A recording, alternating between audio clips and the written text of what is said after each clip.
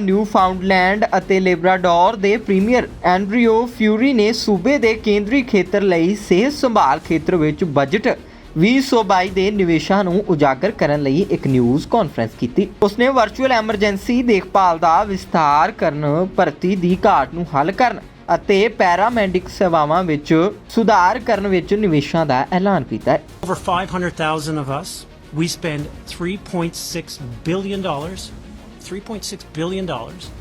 year after year after year on healthcare. By far the most per capita out of any province in our country. Yet, we continue to have the worst outcomes, the highest burden of disease, the lowest life expectancy. As I've said many times, you could argue that if we spent that money and everyone was living to be 100 and was happy and healthy and playing tennis and hockey and all of these kinds of things, then that would be a good expenditure of money. But that's not true. And we need to accept that that's not true. And we need to look at how to deliver things differently. Like every other jurisdiction around the world right now, we see it, not just in Canada, not just in other provinces, we see it in the United States, we see it in Europe. Recruitment and retention of healthcare professionals continues to be a significant challenge.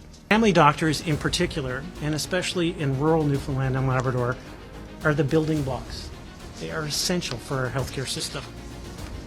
The work you do as family doctors, Dr. Butler and others, not only help shape patients' life, you help curve, you help create and sustain a new system moving forward.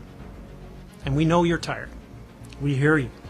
We value you and want to work with you to protect you and ultimately the patients of Newfoundland and Labrador.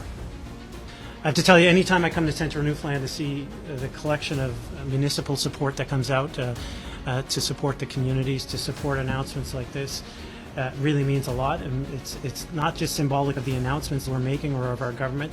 It's symbolic of the basic building blocks of our the foundation of our province. And to see good people stepping up in leadership roles is incredibly important to the sustainability to which the Minister and I always speak. And they have been many. A cyber attack, a pandemic, just to name a few, and imagine that, just those are just of a few of the challenges that he's faced. But sir, we're never defined by our challenges, we're defined by how we respond.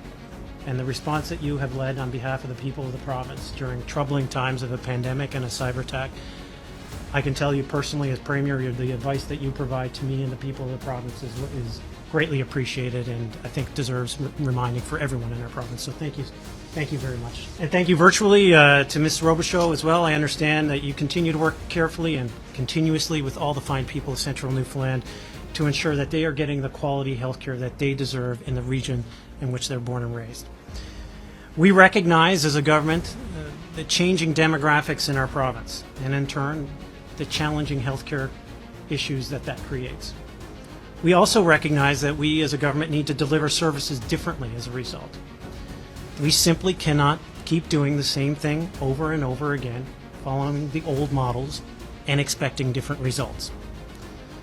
Simply put, we can't continue to have a model that's based on a 1960s population scheme, when our province had 6 children for every senior.